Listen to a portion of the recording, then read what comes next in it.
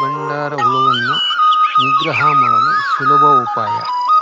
ಏಕೆಂದರೆ ಅತಿ ಹೆಚ್ಚು ಈ ದಿನದಲ್ಲಿ ಇದರ ಅತಿ ಕಾಟಗಳು ಜಾಸ್ತಿ.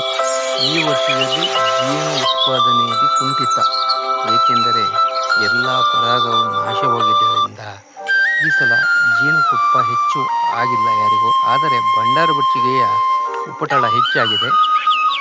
ಹಾಗಾದರೆ ಏನು ಮಾಡಬೇಕಂದ್ರೆ, ಈ ಥರದಲ್ಲಿ ಈ ಹಳೆಯ ಜೇನಿನ ಮದ್ದು ಇದೆಲ್ಲ ಒಟ್ಟು ಮಾಡಿ ಒಂದು ಕಡೆ ಒಂದು ಸ್ಟೂಲ್ ಮೇಲೆ ಏನೋ ಇಟ್ಟು ಅದ್ರ ಮೇಲೆ ಇದನ್ನೆಲ್ಲ ಹಾಕಿಟ್ಟರೆ ಜೇನುಹುಳ ಎಲ್ಲ ಬಂದು ಅದ್ರ ಮೇಲೆ ಬಿಡ್ತವೆ. ಆ ಸಮಯದಲ್ಲಿ ಭಂಡಾರ ಬಚ್ಚಿಗೆ ಅತಿ ಹೆಚ್ಚು ಒಂದೇ ಕಡೆ ಬಂದು ಸೇರ್ತವೆ.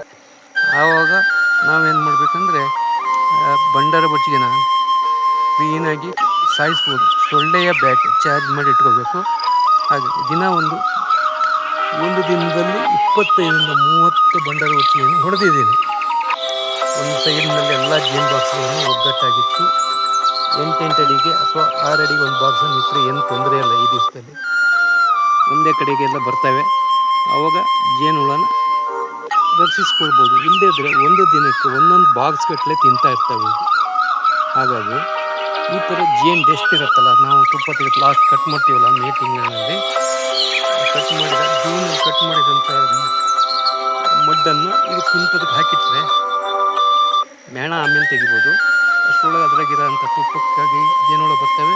ಜೇನುಹುಳ ತಿನ್ನಲಿಕ್ಕಾಗಿ ಭಂಡಾರ ಬಚ್ಚಿಗೆ ಬರುತ್ತೆ.